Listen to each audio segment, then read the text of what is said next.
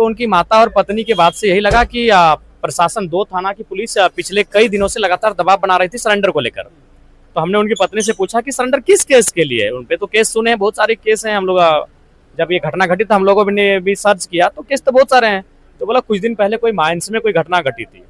तो आप भी जानते हैं, जैसे ही माइंस का चीज मेरे सामने आया तो हम क्लियर हो गए कि माइंस है तो जाहिर सी बात है माइंस की मनमानी है, और मनमानी इतनी कि आप लोकतंत्र कहिए ही नहीं, वहाँ तानाशाही चलती है।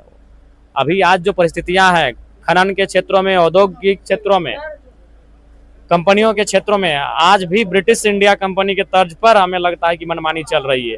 तो पता चला कि ये शायद वही स्वास्थ्य की बात करते थे कि आप पहले स्वास्थ्य की व्यवस्था करें, स्कूलों की व्यवस्था करें, फिर आप अपने कंपनी का काम करें, पहाड़ों को ना काटा जाए, अवैध माइनिंग ना हो। तो ये चीजों को लेकर, जल जमीन जंगल को लेकर ये आवाज को बुलंद करते थे। यही इन पर एफआईआर भी, जितने भी एफआईआर हुए हैं मैक्सिमम जो है वो किसी न किसी कंपनी, उद्योग घराना, माने कोई ना कोई पूंजीपति व्यक्ति खड़ा है।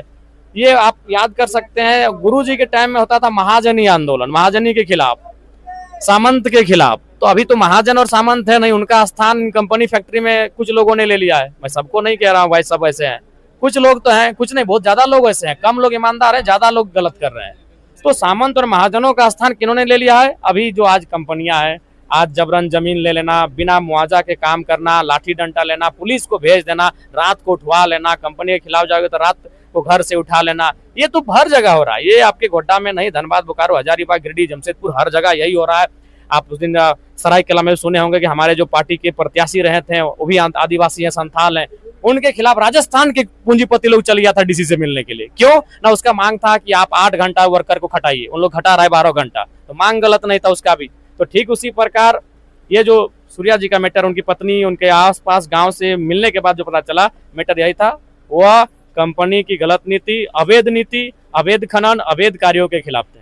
और जो कंपनियां सही से काम कर रही थी उनसे उनका सही सवाल था कि सीएसआर का आपका मद कहाँ है? सीएसआर यानी 2% शिक्षा स्वास्थ्य में आप काहे नहीं खर्च कर रहे हैं? अगर जो कंपनी लीगली भी है, इलीगल तो ढेर सारी है, ये आपको भी मालूम है खदान किस प्रकार से इलीगल है, लेकिन जो लीगल भी उनसे भी उसका सवाल था। सवाल यही था कि आपका सीएसआर कहाँ है? सीएसआर में शिक्षा, स्वास्थ्य, पब्लिक सेक्टर के जो रिक्वायरमेंट है वो कहाँ है? तो उसी सवाल को खामोश करने के लिए ये घटना घटी। और आप भी जानते हैं पुलिस प्रशासन आज क्रोनी कैपिटलिज्म के इशारे पे काम करती है।